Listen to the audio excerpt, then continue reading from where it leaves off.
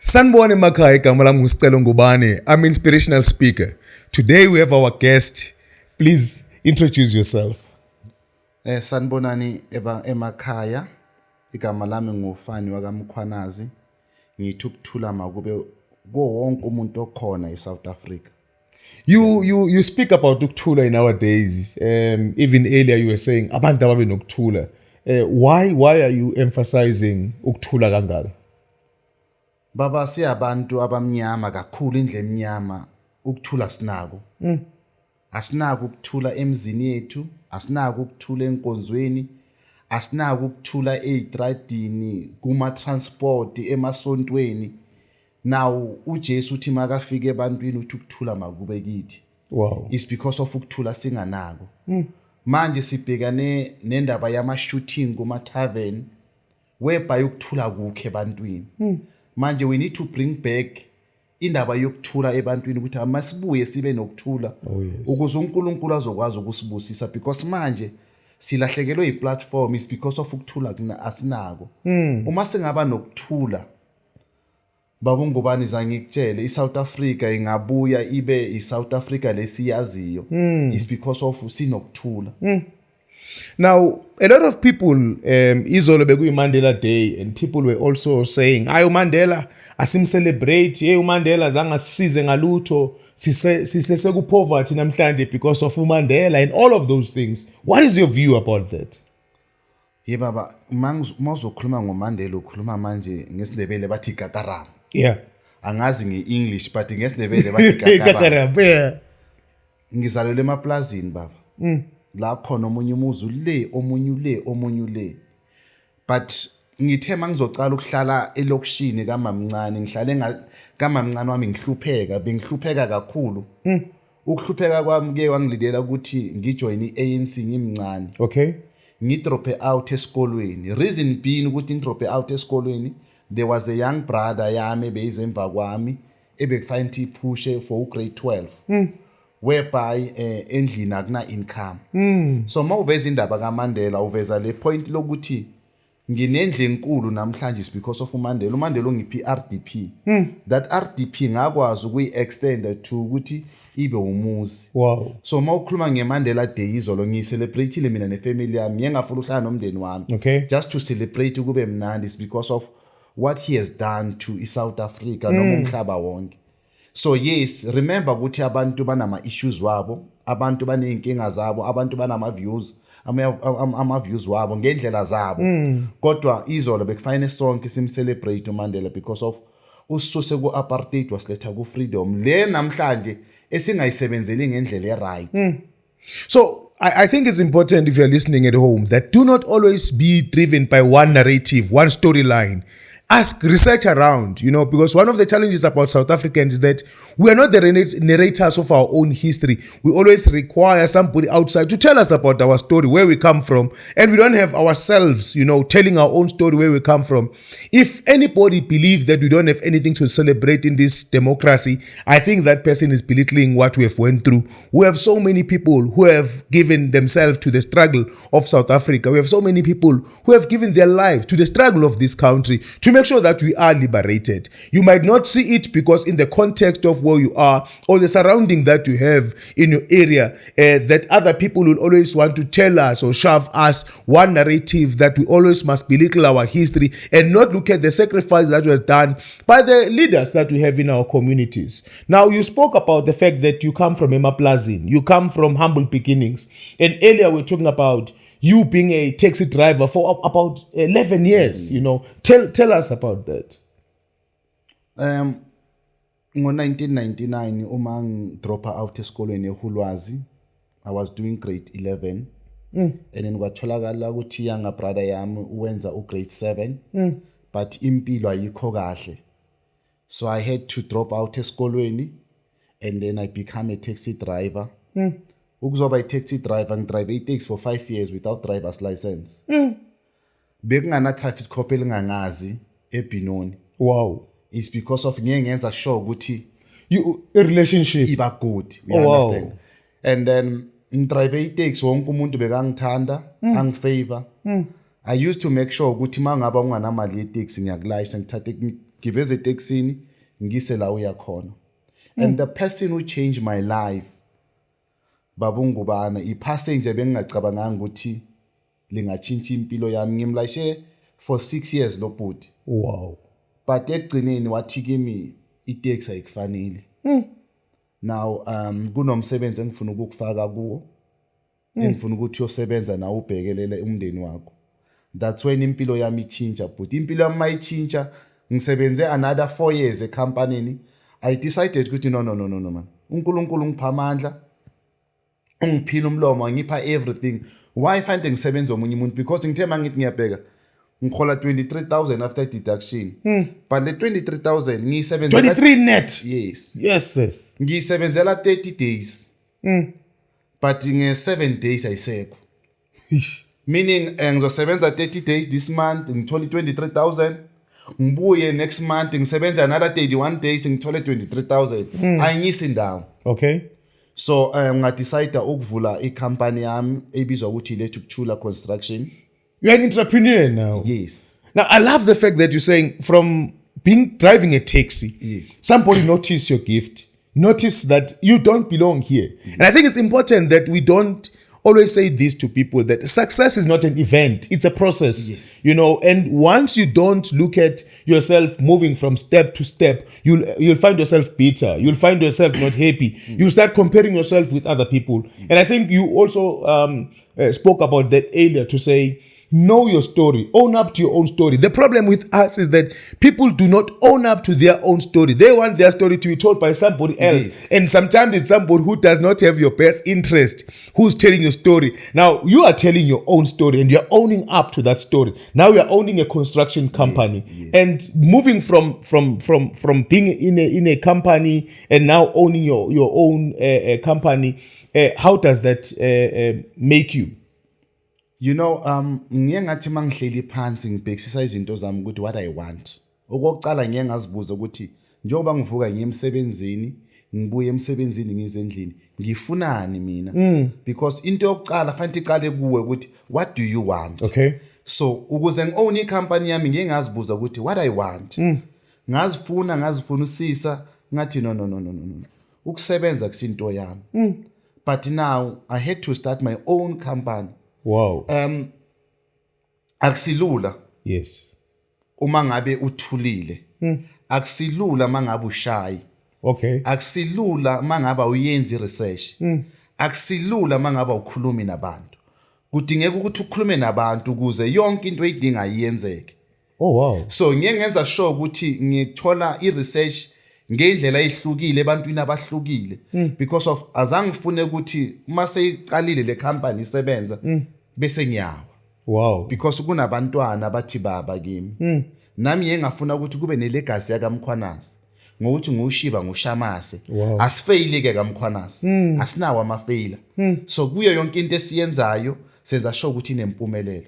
So i-company is doing well, everything is fine, and then uNkulunkulu ngibusisile nangayo kakhulu. Each and every morning ngenza sure ukuthi before I leave endlini ngiyathandaza ukuthi uNkulunkulu busisa ukuthi kungabi nomuntu olimalayo emsebenzini. Wow. Busisa imoto engihamba ngayo, busisa umndeni engushiya endlini. Wow. So i-company Lethu Kuthula iyaqala lapho. Yingakho ngithe mangicala ukukhuluma nawe ngathi kuwe akube nokuthula ebantwini.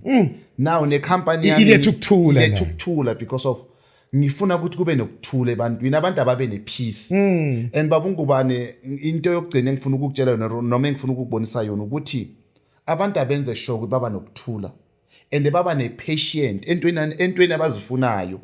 You know, uNkulunkulu makazokunika ngokwakho. Ukunika mase kufika isikhathi. Okay. Akakunika uNkulunkulu ungakabi ready. Baba Ngubane. He searches the heart. Yes. And then mela isikhathi esi-right ukuthi uNkulunkulu akunike ngokwakho. Oh, wow. Uzokunika uNkulunkulu. Inkinga yethu ukuthi asifuni ukuma. Asifuni ukuhlala. Now bese ufuna izinto zama shortcut. Uma zifika lezi zinto ziphele endleleni is because of azange ufuna ukulinda.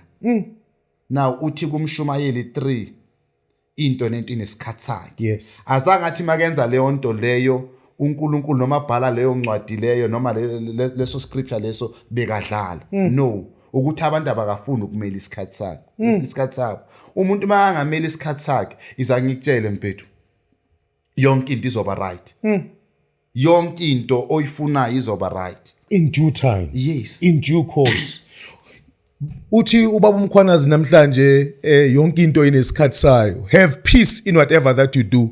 Thina masaqala ukudlala ikarate, the first thing that we were taught was not how to kick, was not how ukunqaka umuntu ngesibhakela, but how to balance. Amakata lawo besiwayenza was how to balance, because uma ungena balance, even if you are good with your kick, even if you are good with isibhakela sakho, but if ungana balance, you'll even fall and you'll never rise again. But if you balance, uyakwazi ukuthi yonke into yenzayo is still within your foot. Uyakwazi ukuthi ume noma isimo sesinjani, ngikhumbuza umhlabelelo othi ngisize Nkosi, ngingasuki endaweni yami yokulinda nalapho imimoya isivunguza ngamandla. Now we spoke about your criticism.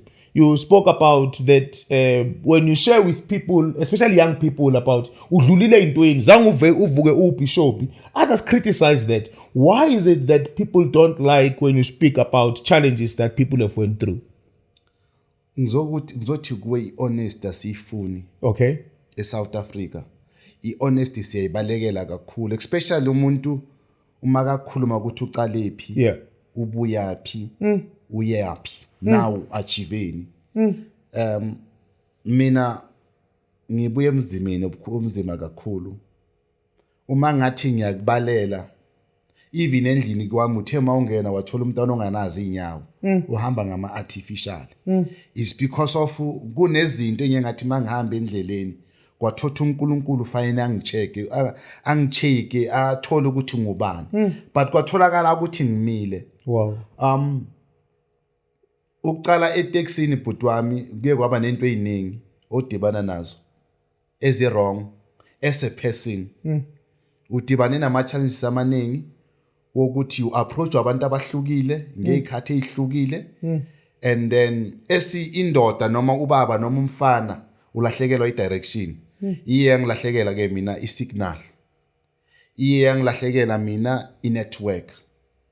But it true it takes again ngiye ngaba nama achievement, because while i-network ilahlekile kuye kwaba khona abantu ababonayo ukuthi i-network ilahlekile, but kuye kwaba khona abantu ababona upositive ukuthi why ngifanele ngibe setaxini. That's when yonke into i-change. Wow. Yes. You spoke about the fact that now you are a voice for men, and alluding to the fact that even psychologically, it's been said that men develop differently. Men do not speak much on the basis of how we are also brought. I mean, umntana ontombazane makhula uthengela inopopi, already there is somebody ambiza ngomntanakhe and all of that. And men don't have that bond that is groomed from a very young age. And I wanted to allude to the fact that you are speaking to the voiceless. What drove you to that? In 2014, there was these gangsters abayibiza ukuthi ama OVL. And then bebenza show ukuthi bayahlupha kuma townships wethu, especially here in Davidton. And then ngithe mangihleli ngazibuza ukuthi i-reason yokuthi labafana bahluphe yini, because of wonke umuntu bekafisa sengathi bangachiswa bangabulawa, but for mina azange ngibe khona le nto leyo. Okay. So ngacala ngafuna la bahlala khona emakibo ngithole ukuthi uhlala kanjani, unobani, nini, kuphi. There was a boy owathi kimi, you are the first person Budfani ozakithi ozobuza ukuthi what's going on. Athi kimi ngidrope out esikolweni 1 because of each and every Friday bafuni 1 rand esikolweni. I don't have that 1 rand. At each and every Friday bafuna ukuthi uchinche ungagcoki uniform uJewish. Anginazo lezo mpahla lezo. Reason being I don't have a father. So ongakwazi ukungithengela lento lezo uma mama akasebenzi. Now uma uzothi uyabheka labafana lento yenziwa abafana kakhulu. Ngifuna ukungena kule point ongibuza lona lokuthi why ngifuna ukukhulumela abobaba is because of abobaba abaningi or abantwana abaningi babafana bakhuliswa ngaphandle kwefather figure yakababa. And lo mfana makakhula, if ukhula ngaphandle kukababa ukhalela into engaphandle. If ukhula kunobaba kunomama endlini, maybe ilife ayikho right, ukhayela impilo yangaphandle. Now that's why we become as fathers thina siba abusive to each and everything ephambi kwethu is because of azange sibe ne father figure yakababa. Now ngizobuyela kule point lakho oluvezayo lokuthi why ngifuna ukukhulumela bobaba. Today sine gender based violence whereby abobaba babulala abomama kakhulu nabantwana. But I wish ukuthi ugovernment wethu angavula amehlo ngiyabuya hlaye nathi bobaba phansi a check ireason ukuthi isusa noma iroots yokuthi sibe violence yini, so that we can win le violence against abomama. Because now we are failing, siyagweba abantu 30 years life sentence, but isombululo sokuthi lento istope asikho. But if singakwazi ukuthi sikhiphe lama roots ukuthi ireason ukuthi why thina bobaba sine problem, and then izangikutshela sizoyiwina South Africa, sizoyincoba lento. But lento idinga bobaba abazimisela ukuphuma balwe nalento. Lento ifuna bobaba abazokwazi ukuthi bayimele lento le esilwa nayo. On Sunday mangiphuma esontweni there was a family engifonele banenkinga. Sambile nomama saya lapho. Uma sifika lapho sithola ukuthi umama nobaba bayalwa strong. Kangangoba ubaba ukhayela ukuthi akasese yindoda endlini, indoda umama. And una 3 months endlini akawashelwa. Uyazwashela. Now uyayibona ukuthi le ndoda la kusese yiyo manje. Le ndoda seyivutha amalangabi. Any mistake kungenzeka izinto eziningi la endlini. I heard ukuthi mina nomama sihlale phansi cala sidile nobaba. Okay. Because umuntu manje simbona ukuthi manje akacontroleki endlini ubaba. We make sure ukuthi ubaba lo sihlala naye phansi siyam understandisa ukubaleka komuzi wakhe, ukubaleka kukaNkosikazi. After that sahlala nomama again ayi-one sathola ama mistake. Again mawuthi uyachecka ama mistake as asuka from kubaba umama akasakwazi ukwamela. But lucky enough because of beba bane faith kithi, and then they call us even izolo benginabo ngithole kuyi happy family. So ama challenges wethu bobaba maningi, but we need to stand up thina sibobaba. And then if uphila ngendlela wrong ekhaya kwakho noma la uhlala khona, thatha lento uyise kubafundisi, thatha lento uyise kuma social work, so that uzokwazi ukuncedeka. Because manje abobaba abaningi bacindezelekile, abafuni kuvela. But makavela uvela sekabulele, uvela arapile. So bengaphila mina ku government wethu ukuthi akakenze isikhathi sokuthi athole ukuthi inkinga yobaba yini. Besikhuluma ngeMandela Day, we are happy ngeMandela Day, but ngenyanga yobaba sikho happy. Sithi inyanga yobaba uJuly akuna ma event organizwayo for abobaba. Akuna next organizwayo for abobaba. Youth month kuna ma event all over the world. Women's month kuna ma event all over the world. But inyanga yabobaba i-celebratewa nini? Because of asifani siyabobaba. Labo ababenza ama mistake abafani nathi singenza ama mistake. So ukuze labo ababenza ama mistake sikwazi ukuthi sibabuyise, asibe nama event. Asibeni nama organization anyeka pretend. Kusinama organization a pretendayo. Okay. Enza ngathi amela abobaba wabamelanga. We need ama organization labo baba bazokwazi ukukhuluma khona, bazokwazi ukuveza khona ama problems wabo, so that sense sure ukuthi everything abayikhalelayo iyavela.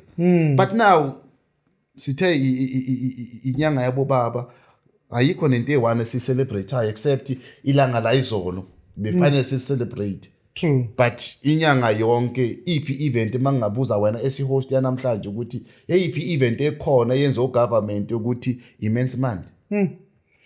So abobaba must come up and speak. Abobaba must organize themselves. A male person, or we'll say, or a boy child, so to speak, is also challenged, and they grow with this anger. They grow with this feeling of being deserted and feeling that they are not belonging to the society. Now, I remember you spoke about Indabayama OVL, and we can speak about the continuation of ama gangsters in our society that, you know, before ama OVL, bekona ama Dragon and ama DVDs and all of those. And the challenge that we have is that we don't go back and check. After sebashisi umphakathi, after balega and all of that, nini sega imagine a new challenge, a new phenomenal challenge like inyaupe manje. I mean, our young people are into drugs. Is that not relative? So I'm just asking you, Guti, Guti, now that we didn't deal with this, sorry, that's why now they find a space. So Guti, coping mechanism. Let me just indulge into drugs. Yes. Angithi ilento engisho ukuthi sibalekela amaqiniso ufuna ukha into phezulu uhluleke ukuyithatha le from phansi umenshina wonke lama group lento le icale lapho but manje into ebalekile sekuyinyawubi uyangithola bengitshela omunye ubaba izolo ngithi ngifuna ukukwenzela example abo baba umhlaba wonke bancane abo mama baningi ukudlula amadoda and then mawuphuma la manje uhamba ngeEastland uyothola 21 yabafana babhema inyawubi and especially sokuthi ngabe siba nendlela yokuthi sibathathe sibabeke endaweni e1 o government wethu abe nendlela yokuthi sibe nendawo la singababeka khona bathole icounseling kube ne-rehab akwenzeki. As I explained to you ukuthi abantwana abaningi ba drop out esikoleni because of ama challenges ababa nawo esikoleni noma 1 rand nokujuwisha. Now lo muntu end up awunyawupe or thengisa drugs or abhema ama drugs is because of azange akwazi ukunakekelwa from endlini angalitholanga uthando endlini sithe thina siphila ku democracy idemocracy yethu yenzani to abantwana bethu because irate manje unemployed it's too much, it's very high. So angeke uhlala ungalibhemi i-drugs is because of uceda ugrade 12 uyahamba uyevarsity ubuya ne-diploma ne-degrees ufika uhlala ekhumalo shop umsebenzi awukho. So sibhekene nenkinga eziningi but ugovernment wethu angakafuni ukuthi yena abe man up ukuthi akwazi ukufocusa ku-youth yethu nokuthi how to deal with ama challenges wethu because ngizokubuza i-question as a host ukuthi mina nawe we used to act drama, dance, music. Yes. Kuphelelepi. Uyangithola. 1 asinama hall. 2 asinama ground. Ama ground afakwe imikuku. Ama hall manje access indawo zokuthi singenza ama drama, dance, music. So labantwana uthi makaphuma esikoleni ayiphi. Esikolweni manje thina masisakhula each and every Wednesday bekwi sports day. Today aseke sports day. So lo mntana mangaphuma esikolweni sithi ayiphi. Ayowenza. One of the challenges that we have is holding leadership accountable. When ministers or presidents make speeches, they make speeches. Sorry, the previous minister, who was, I think, at the time, Mr. Fikile Mbalula spoke about they're going to introduce sports within the schools. And within a space of few times, he's moved now. He's a minister of, I think he's responsible for potholes and stuff. I don't know. What about accountability? We elect people, but because you said this and this and this, but now you're not delivering. Instead, you are in a different ministry and we must pretend as if we don't remember what you have said. Is there a problem in our democracy in holding our leaders accountable? Babu Ngubane ake sicheck ecala ukuthi abantu abasilidayo na abantu ekufanele basilide na because ungangilida is because of maybe ungene ngendlela yakho and then you can lead me but ama qualities okungilida unawo you understand into yokuqala efanele sibheke leyo poor qualities of leadership. Yes. 2 now ugovernment wethu ukuze ube yileader fanele uphathe brown envelope. So abantu manje balila ngama brown envelope. So when you leading nge brown envelope uzoleader bani? The last part engifuna ukukutshela yona ye leadership. Angeke ukwazi ukuleader ngaphandle kukaNkulunkulu. Okay. Ungawuleader kanjani umphakathi noma iSouth Africa ngaphandle kukaNkulunkulu? ama leaders wethu wabona masiya kuma elections sebacala uhambela inkonzo ukuthi bafuna ukuthandazela for ukuleader. But that person makazocala meeting uhluleka nokuthi babethu asezolwini malinciswe igama lakho. So now how can you lead a community ungana skills sokuleader?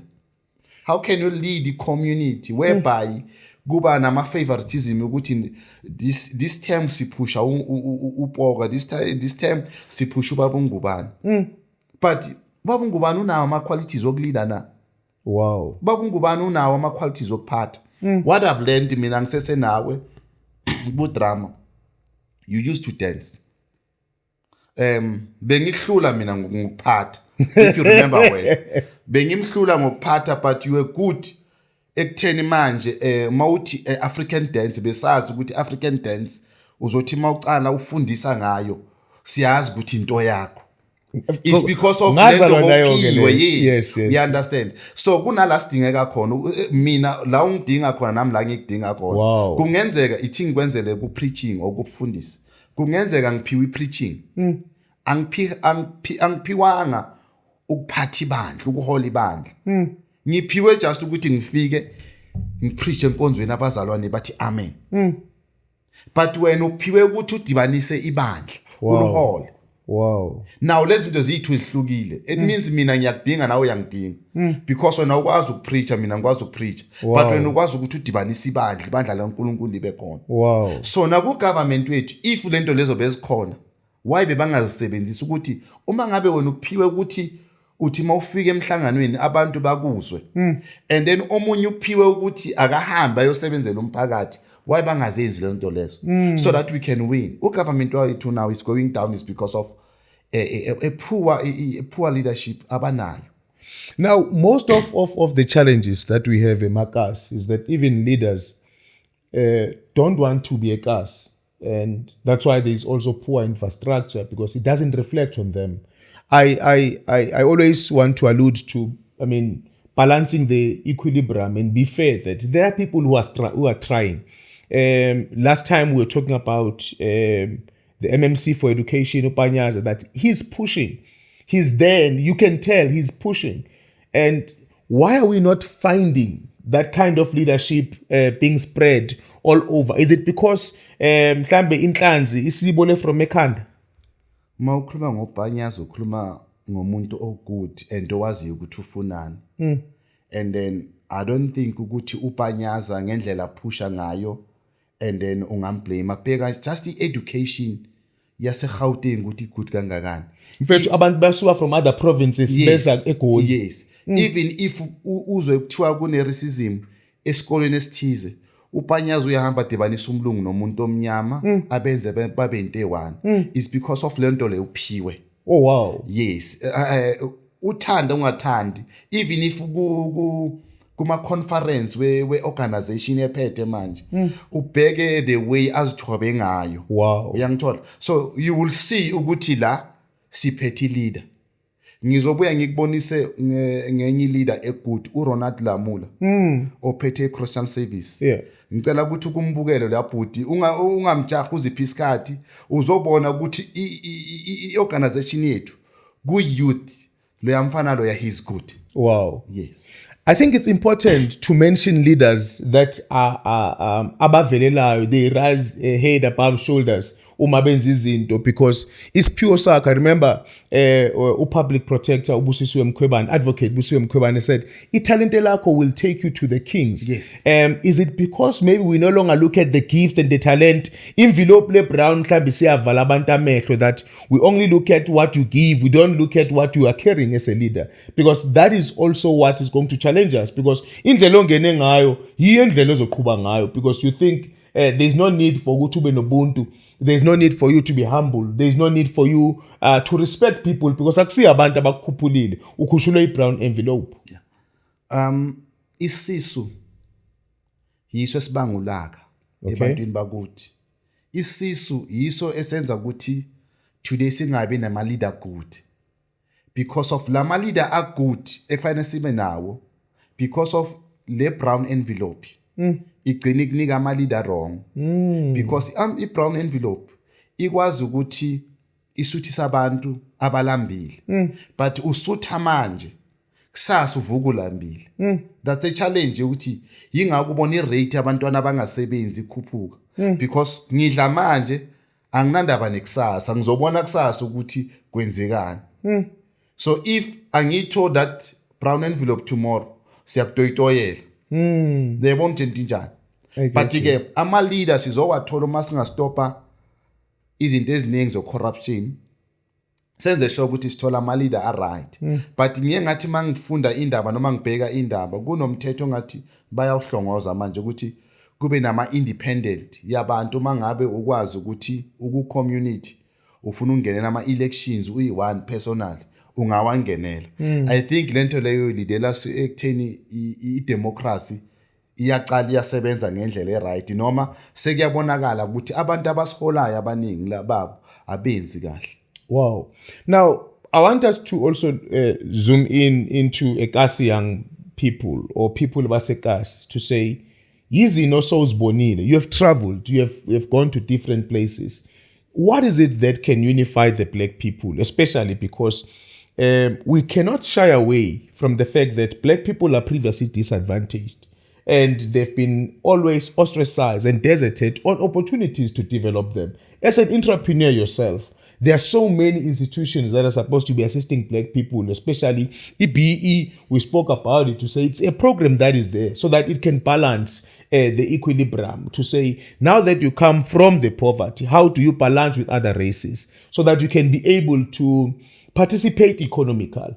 I agree with you, Nelson Mandela and them who Steve Biko, you can mention them, Babu Sobukwe, you can name a lot of them. They were fighting for political liberation. Now we are in the economical struggle. What can we do as Umbala Lowe to make sure that we push economical success? Because they say in South Africa there is a huge gap between the poor and the rich, and we still know that poor and poverty still represent the black people. How do we balance the equilibrium to make sure that we don't have more black people who are poor, but we can be able to lift each other up? It's simple. We need to go to school. Okay. 1. 2, let us make sure that we do more research. And then 3, asibe nendlela yokulalela. Okay. Inkinga yethu ukuthi asifuni ukulalela noma asifuni ukuzwa. Now uma sifuna ukubalansa yonke lento lena esiyidingayo, asibe nalendlela yokulalela. Sure. Sibe nepatience, sibe nesikhathi, uziphi isikhathi sokuthi you know what? Ngifuna 1 2 3. Yes. Inkinga yethu ukuthi once ngaya esikolweni ngibona ngathi ngiyazi kanti angakazi. And ngangaya esikolweni ngifuna ukusebenzisa amandla wokuthi ngithola into engiyifunayo. Now lento sizosithatha isikhathi, but we are expecting ama leader wethu i-organization esiphethe ukuthi ayenze sure ukuthi yenza more yeyikole eziba khona elokishini ukuthi abantu bakwazi ukufundiseka. If ube islow learner owahluleka ukuya esikolweni, sikusiza ngani ukuthi ukwazi ukuthi uzenzele?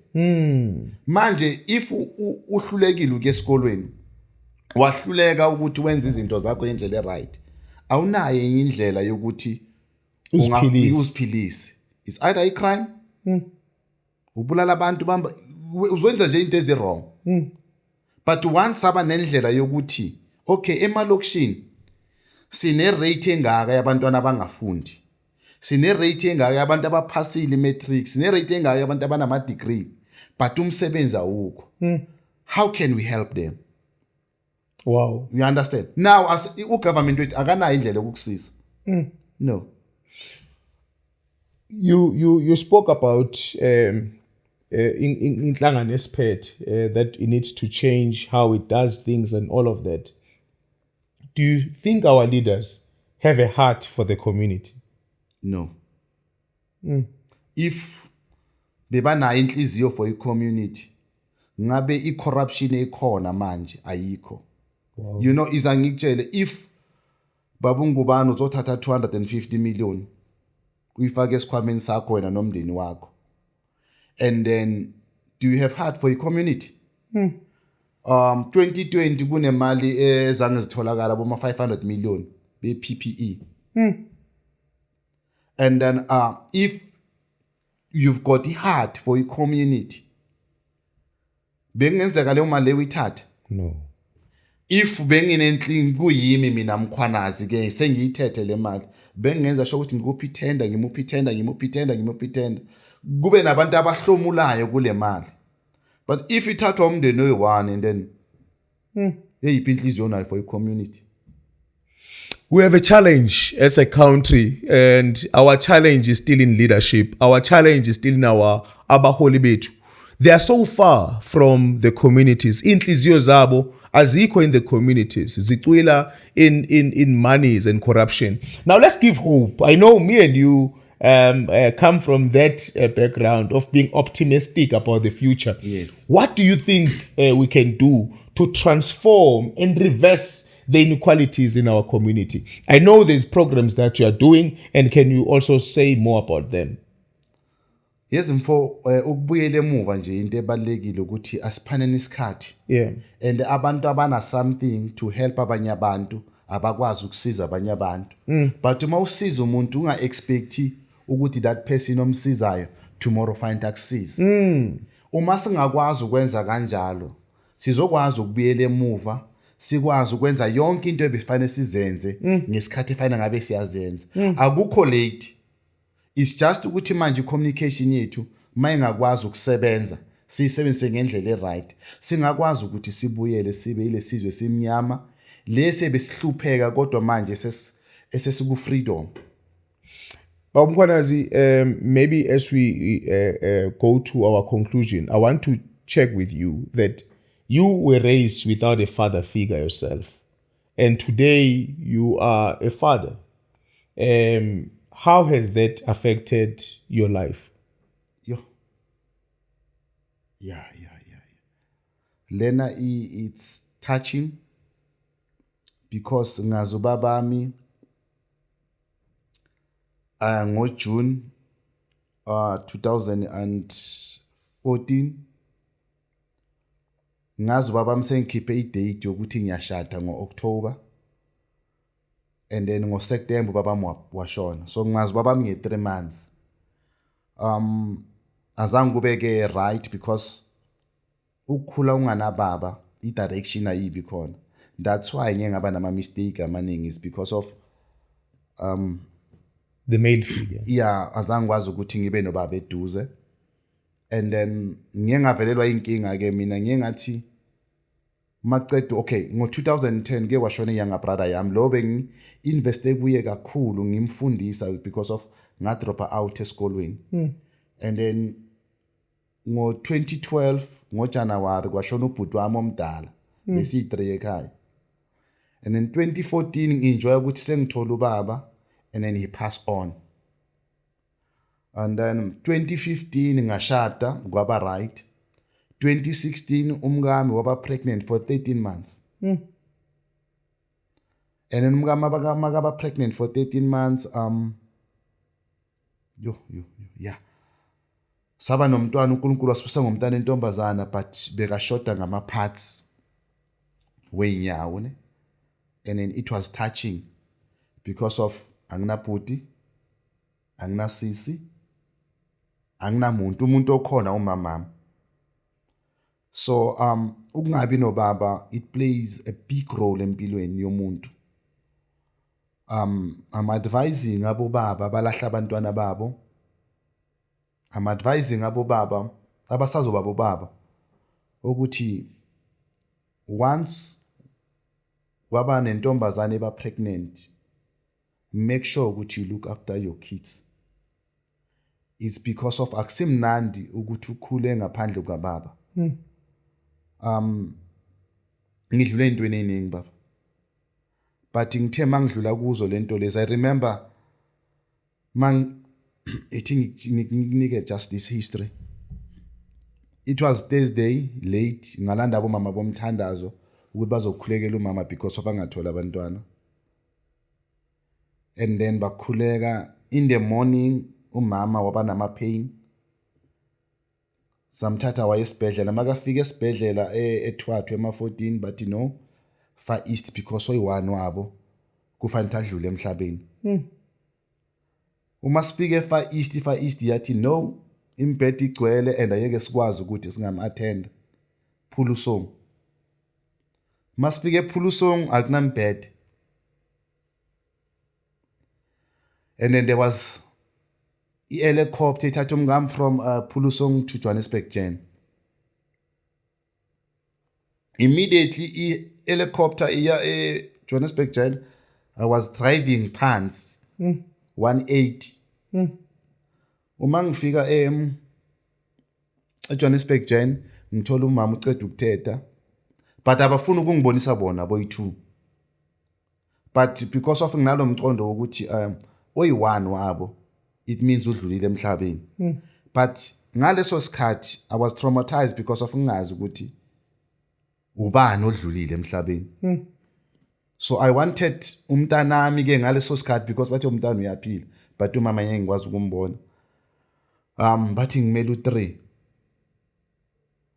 Ngamele u3 bangithatha bayongifaka ewodini yomntwana. Mawungena ewodini yomntwana ufaka amanye amaplastic la enyaweni, ama-glove, ufaka ama-mask ngathi kune corona kanti corona ayikho.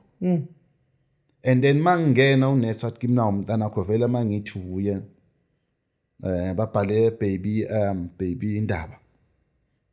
And then unesi athi kimi I'm sorry to say this kuwe ukuthi umntana wakho deformed. Loyi wangishaya ngesingisilungu lwasisi. Deformed sisi umuntu odeformed umuntu onjani. Athi kimi no umuntu ongekho right. Yeah, that's when everything ichinja. Ngibheka umntanami enhloko yonke into iright ezandleni. Ayimangifika enyaweni no. If bengubaba okhawati bekazobalekela umshado. But because of i-father figure from kubaba ezangiyithole ngathi I will stand for my child. Wow. And then I prayed. Ngiye ngathandaza baba. Ngithe mangivula amehlo ngizwa bonesi nabo doctor bathi amen. But ke that's when ke ngiluza ifocus ngithethe imoto ngaya kamhlaba yalengana. Because of ngifuna ukwazi ukuthi why Kwenzakalani? kimi. You know uma unganabhuti unganasisi unganababa ubonile abantu bashona phambi kwakho bakini akukho umuntu ozokhayela kuye. Ngiye ngaya kamhlaba yalingana bhuti ngafike ngathola umprofiti wathi kimi uma ngabe bowungafuni ukuthi lento yenzeke kuwe bufuna ukuthi yenzeke kubani. Wow. You know this guy ngithemba ukuthi uzongisiza but amagama wakhe wangipha amandla. Wow. Ukuthi uyahamba la endleleni ubona abantu abadifferent. And then when usaba ukuthi manje na i-challenge seyikhona ibhekene nawe. So ufuna inyanga ufunani. Nga driver back ngabuya ebusuku ba Friday kuzoba iSaturday ekseni. Ngikhohliwe mina ngomama ngomkami ngikhohliwe. Is because of ngiyengaba nalento ukuthi bathe oyi1 wabo uzoshona. Ngabuya kamhlaba yalingana to Johannesburg Jan ngalala ngaphandle esibhedlela. Kunesikhathi sokungena lapha. But ngo9 ngavula yonke iminyango ngagijinyiswa ama security. I wanted to see my son nomngami ke manje because sekuyabuya ukuthi kunonkosikazi. And they allow me ngambona unkosikazi ngamthola ukuthi yaphila. Wow. And then that's when ijoy iba khona.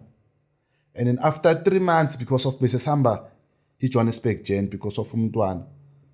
After 3 months iJohannesburg Jan yasibiza yathi ifuna ukusipha i-counseling for umntwana. Sathi thina for what? But you know because of umntwana akekho right and nina nisesebancane sathi no. ngoNkulunkulu thina si right. Okay. And ngoNkulunkulu we took a decision yokuthi umntwana akakhathwe inyawo. Because iproblem bese enyaweni zokunyethela. Uprofessor wathuka eJohannesburg Jan masimtshela kanjalo wathi besifuna ukunitshela lento leyo but besingazi ukuthi kanjani because uma ningamiyeka umntanini ngalendlela ithambo lizophumela ngaphandle.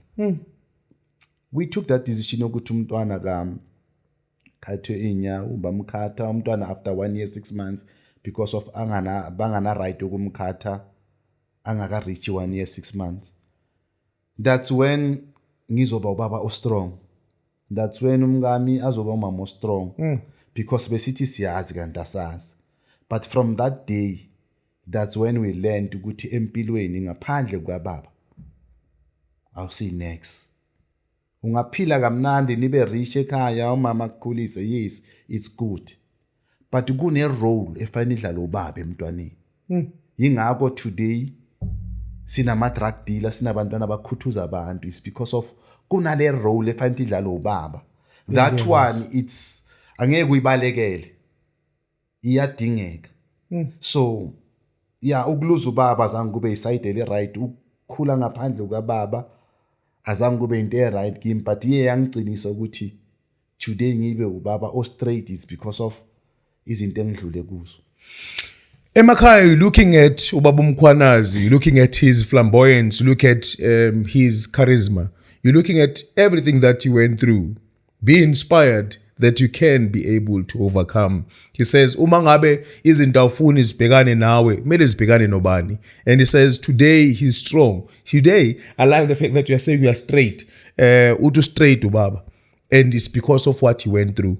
Because isikhathi izimo ogowa through zona, they are not killing you, they are making you stronger. Uma ungakwazi ukuma, ume until the time zizodlula izinto, because time come and time pass. Yes. But uma you become very strong. Them that wait upon the Lord, they renew their strength. I love that scripture that says they will fly high like eagles. You are growing, Baba Mkhwanazi. Yes, you are going to touch the world. Yes. Your story is inspiring. Your story is gonna revive men. Your story is not a story of trying to lambast people, but it's a story of saying, let's do it together. Any last message to Aboba, Makai, Abo brothers, including sisters, because I know that you are also gifted in balancing the two. Yeah, one ngithanda uThina Zungu. Makathi ngiphiwe igama elisha. Okay. Kwathiwa nguthandiwe. Wow. Sengathi abo baba bonke bangaphiwa amagama amasha from today. Baba bothandiwe. But futhi ngibuye ngithi uThina Zungu makathi uma ngiyolala entambama, hamba uyolala nobuhlungu bakho nama pains wakho and everything. But ekseni uJesu makafika kunika amandla amasha, vuka uomunye uNgubane ungasumkhwanazi lo beka izolo. Lala nenkinga zanamhlanje, but ekseni mawuvuka uvuka upositive. Lala unegative today, but tomorrow mawuvuka uvuka une strength, uvuka unamandla. Amagama wokugcina ngizothi kuwo wonke umphakathi, ake sicheckeni kuGenesis 32 verse 22. Isihloko sendaba sithi uJakobe ubambana noNkulunkulu. uJakobe wayenako konke kwakudingwa umuntu emhlabeni. Yayina 2 yabafazi le ndoda, inabantwana abawu11. Yayinako konke. Kodwa uJakobe uthe makalele ebusuku wabona ukuthi kuyo yonke into anayo uNkulunkulu akakabi naye. Lithi iBhayibheli wathatha konke anako. Wathatha abafazi bakhe abayi2, wathatha abantwana bakhe abawu11, lithi iBhayibheli wabajampisela ngale komfula. Lithi wahamba wabambana noNkulunkulu. Lithi iBhayibheli ulwe noNkulunkulu ubusuku bonke. Mamela uJakobe wawina uNkulunkulu. uJakobe wangcoba uNkulunkulu. Baba Ngubane.